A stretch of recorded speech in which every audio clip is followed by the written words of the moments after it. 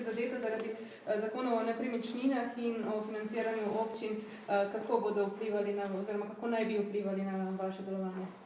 No, ta dva zakona izredno negativno vplivata na podeželska območja, ki so redko poseljena. Naprimer, občina Sevnica je zaradi odmaknjenosti prometnih tokov imela nekoliko nižje nadomestilo za uporabo stavbnega zemljišča. V proračun se je vsako leto nateklo tega nadomestila približno 360 tisoč evrov. Država s predlogom zakona o nepremičninah ocenjuje, da bo davka na nepremičnine pobrala preko 2 milijona do 2 milijona in 200 tisoč evrov.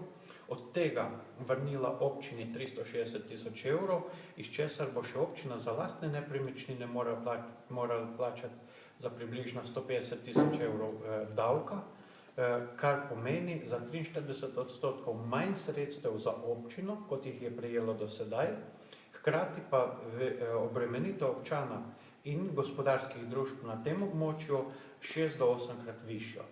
To je izčrpavanje tega območja, kajti občina s temi sredstvi, ki jih bodo vplačali občani in gospodarske družbe, ne mogla več razvijati območja in izvajati razvojnega preboja, ampak bodo še tisti projekti, za katere imamo odobrena evropska sredstva, pod vprašajem, ali bomo lahko zagotovili lastnih 15% za izvajanje teh projektov. Na tak način se spirala gospodarske recesije še poglablja in tako bodo te gradbene podjetja, ki so računala na naše projekte in projekte drugih občin, še dodatno izpostavljena, da ne bodo mogla oziroma izvajati teh projektov in izvajati nekako ustvarjati prihodke, od katerih ponovno plačajo davke ta isti državi.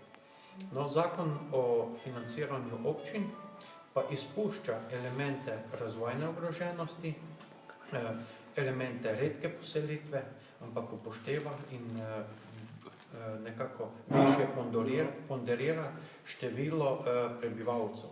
V tem primeru občine, ki imamo redko poselitev, izgubljamo sredstva in ne bomo mogla več razvijati sorazmerno območja, ki so redkeje poseljena, ki so bolj odmaknjena.